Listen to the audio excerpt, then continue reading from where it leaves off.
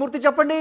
So Hindu సంఘాలు ఆమరణ నిరాహార దీక్ష అనే స్థితికి వచ్చిందంటే కనుక ఏంటి పరిస్థితి? అక్కడ ఏకంగా టీటీడీ భవనం ఎదుటే ముంతాజ్ హోటల్కు పర్మిషన్ ఇవ్వటాన్ని వీళ్ళంతా గర్హిస్తున్న పరిస్థితి.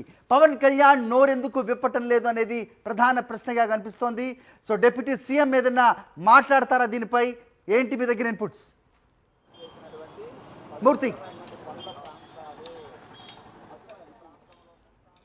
హరి, తిరుపతిలో ముంతాజ్ హోటల్ అనుమతులు రద్దు చేయాలంటూ పెద్ద ఎత్తున హిందుత్వ సంఘాలు పెద్ద ఎత్తున నిరసన చేపడుతున్నాయి.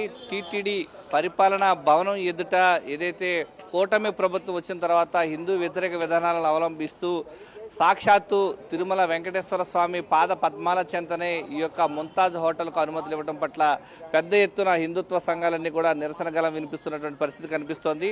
ప్రస్తుతం మనం చూస్తూ ఉన్నాం, ఈ యొక్క తిరుమల ప్రక్షాళన అంటే 7 కొండలను నాశనం చేయటమేనా చంద్రబాబు నాయుడు గారు అంటూ వారంతా కూడా తమ యొక్క ప్లకార్డులు ప్రదర్శిస్తూ నిరసన కొనసాగిస్తూ ఉన్నారు. సనాతన ధర్మ రక్షణ బోర్డు అంటే 7 కొండలకు గుండు కొట్టడమా పవన్ కళ్యాణ్ గారు అంటూ వారంతా కూడా ప్లకార్డులు పట్టుకుని తమ యొక్క నిరసన గళాన్ని వినిపిస్తున్నటువంటి పరిస్థితి. ప్రధానంగా యొక్క వారాహి డిక్లరేషన్ పేరుతో తిరుమల క్షేత్రానికి పవన్ కళ్యాణ్ గుండు కొడుతున్నారు, పట్టించుకోవడం లేదంటూ వారంతా కూడా నిరసన గలం వినిపిస్తున్నటువంటి పరిస్థితి. పెద్ద ఎత్తున ఇరు తెలుగు రాష్ట్రాల నుంచి స్వామీజీలు మాతాజీలతో తమ యొక్క నిరసన గలాన్ని వినిపిస్తూ ఆమరణ నిరాహార దీక్షకు కూర్చున్నటువంటి పరిస్థితి ఇక్కడ మనం ప్రత్యక్షంగా చూస్తూ ఉన్నాం. పెద్ద ఎత్తున హిందుత్వ సంఘాలు తమ యొక్క నిరసన గలంలో భాగస్వామ్యం అవుతూ మీ యొక్క ఆందోళనకు ప్రధాన కారణం ఏంటి స్వామి?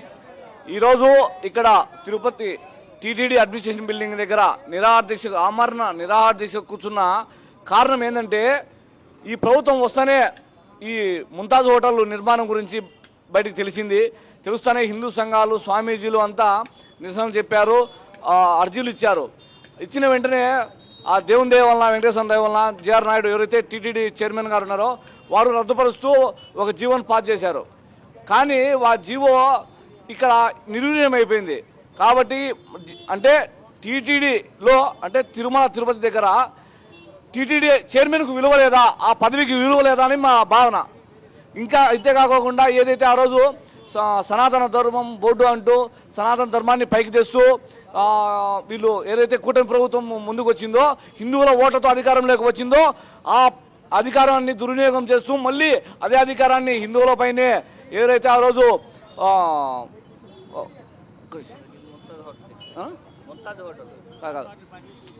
ఏదైతే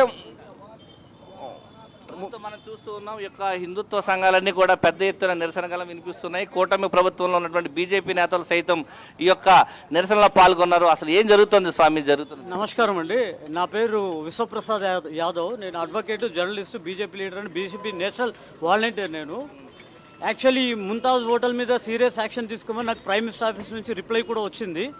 ఇక్కడే ఉన్నది, ఇది రిప్లై కూడా వచ్చింది. బట్ టీటీడీ అడ్మినిస్ట్రేషన్ ఎందుకు పట్టించుకుంటో లేదో అర్థమైతలేదు. ఇప్పుడు నేను చెప్పేది ఏమంటే, ఇలాంటి పనుల్లో మా ఎన్డీఏ కూటమి వాళ్ళు కూడా కొన్ని శక్తులు పనిచేస్తున్నాయి. దానివల్లనే ఇట్లాంటి ముంతాజ్ హోటళ్ళు, ఈ చికెన్ మాంసము ఇలాంటివన్నీ అమ్మబడుతున్నాయి, తినబడుతున్నాయి, ఇవన్నీ జరుగుతున్నాయి. అక్కడ ఉన్న ఆ స్థలం అది పవిత్రమైనది, అది ఏడుకొండల స్వామిది, ఫారెస్ట్ డిపార్ట్మెంట్ది. మనకు పవన్ కళ్యాణ్ గారే ఫారెస్ట్ మినిస్టర్ కూడా. వారు వారం రోజు సనాతన ధర్మం అని తిరిగారు, ఆ తర్వాత దాన్ని పక్కన పెట్టేశాడు. సనాతన ధర్మం పేరుతో యొక్క హిందూ ధర్మాన్ని కాపాడుతానంటూ పెద్ద ఎత్తున ప్రగల్భాలు పలికినటువంటి పవన్ కళ్యాణ్ ఎక్కడంటూ ప్రధానంగా తిరుపతిలో ఉన్నటువంటి హిందుత్వ సంఘాలు స్వామీజీలు మాతాజీలంతా కూడా నిరసన గలం వినిపిస్తున్నారు. వారాహి డిక్లరేషన్ పేరుతో పెద్ద ఎత్తున ఉద్యమిస్తానన్నటువంటి పవన్ కళ్యాణ్ ఇప్పుడు ఎక్కడున్నారంటూ వీరంతా కూడా ప్రశ్నిస్తున్న పరిస్థితి ఇక్కడ తిరుపతిలో కనిపిస్తూ ఉంది.